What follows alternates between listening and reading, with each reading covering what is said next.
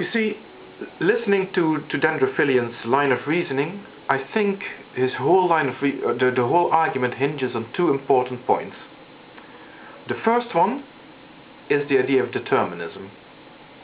Determinism dictating the way a person is going to turn out, for example, as a paedophile, and us not having the free will to do something about that. Free will, as he stated in another video he did, is an illusion, and therefore paedophiles are the way they are and they can't help themselves. So therefore we cannot judge them on being paedophile.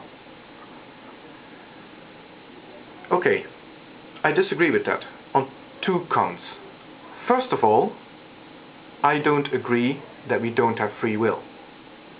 That even if the universe is deterministic, we are able to exert a measure of free will and guide where our behavior takes us. But I am addressing that in a completely separate series of videos, so I'm not going to go into detail now.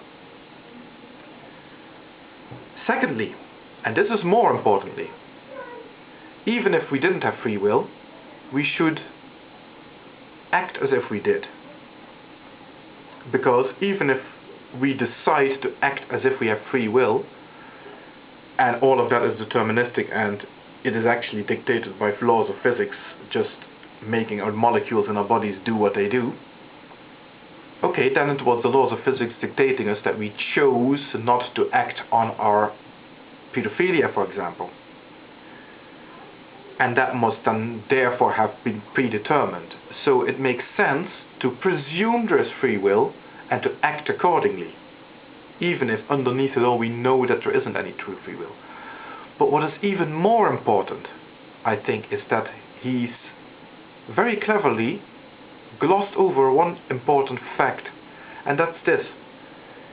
When he proposed this point of view about free will, about people that are paedophile and can't help themselves, he made essentially the statement that society should therefore just accept them the way they are. How? Think about it. We've just gotten into the position where we proposed the absence of free will. Why is that not extended to society as a whole? In other words, if society decides that pedophilia carries the death penalty, for example, then that is also the product of purely deterministic processes, and society can't help itself. You can't have your cake and eat it. Either we all are not subject to free will, or we all are. So if society can be expected to freely decide to accept pedophilia for what it is, then pedophiles can also be expected to choose of their own free will not to act in accordance with their instincts. What's good for the goose is good for the gander. So therefore I don't buy the whole free will thing. In any case, we should proceed as if we do have free will, and we can therefore ask of pedophiles, to not act in accordance with their desires, if we decide that pedophilia is wrong. That is of course another matter. That's what I'm going to address next. Is pedophilia wrong? Here, Dendrophilian presents the argument that pedophilia does not necessarily have to be wrong, under circumstances where the child, and this is again something that people keep on missing, deliberately or just out of pure pig-headedness, he makes very, very clear that he reckons pedophilia is not wrong in situations where the child is not physically harmed. And again, I don't actually agree with that distinction. First of all, of course, there is mental harm, but also there is a very different issue that has absolutely nothing to do with whether the child actually is harmed in any way. And that's this. Children, and this is something that has been put forward by a number of people as well, children do have certain levels of sexuality. That is undeniable. And as people have pointed out, children as young as 1 can be seen to be masturbating, for example. But again, we need to look closely at what that masturbation entails, because it is not the same type of masturbation as an adult would engage in.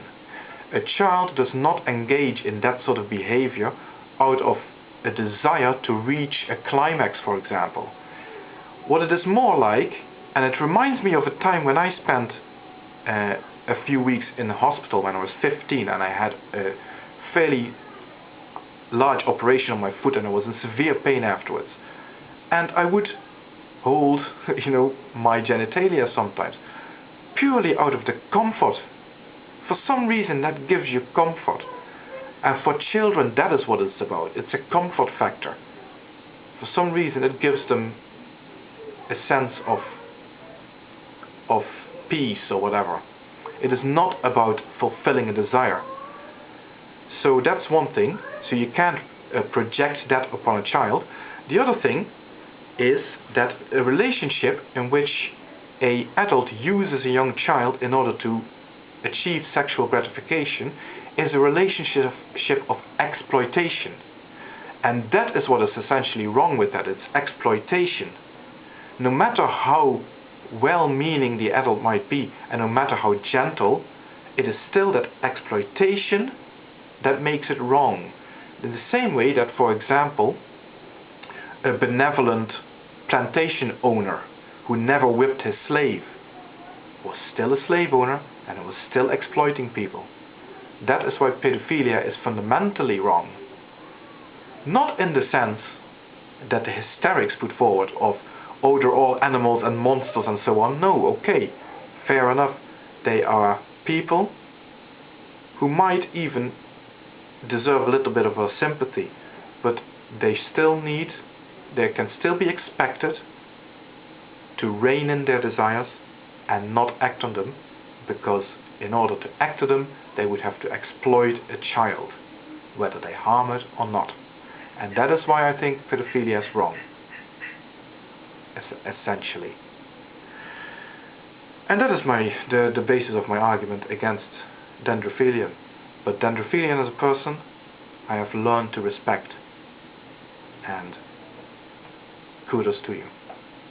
Thank you.